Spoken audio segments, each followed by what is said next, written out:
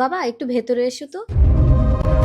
কি হয়েছে বল। বাবা ওরা কেন এসছে? তোর বিয়ে দেবো তাই ওরা দেখতে এসছে। আমি অন্য একজনকে ভালোবাসি, আমি বিয়ে করব না। স্মৃতি, আমি তোর বাবা, আমি যাকে পছন্দ করবো তোকে তাকেই বিয়ে করতে হবে। আমিও দেখবো তোমার পছন্দের ছেলে কি করে আমাকে পছন্দ করে, আমিও পেটে কাপড় ঢুকিয়ে প্রেগনেন্ট সাজবো। তোমাকেই আমার জামাই করব। ঠিক আছে, তাহলে এবার আপনার মেয়েকে ডাকুন। এই স্মৃতি, আয় বেরিয়ে আয়। বাবা আমি একটু ছেলের সাথে আলাদা করে কথা বলতে চাই। বাবা তুমি একটু ভেতরে যাও তো।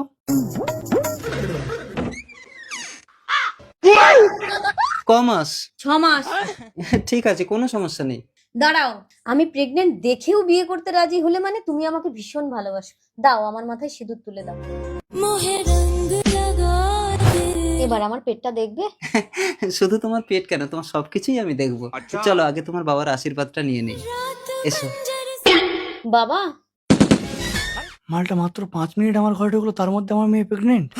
বাবা আমরা বিয়ে করে নিয়েছি। সে ঠিক আছে, কিন্তু এত তাড়াতাড়ি তোরা বাচ্চা নিলি কেন মা? না না বাবা। চুপ করো, আর লুকিয়ে কোনো লাভ নেই। আপনার মেয়ে যখন প্রেগনেন্ট, তাহলে আমার গোপন কথাটাও বলে দেই। আমার বউ মারা গেছে, এটা আমার ছেলে। কি, তোমার এত বড় ছেলে আছে? আমি তো তোমাকে বিয়ে করব না বলে পেট বানিয়েছিলাম, এই দেখো। খুব ভালো। তাহলে এবার ফটাফট আমাদেরকে আশীর্বাদটা করে দিন। আশীর্বাদ দে শালা।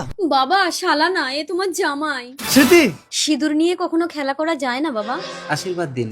কি হলো বাবা, আমাদের আশীর্বাদ দেবে না?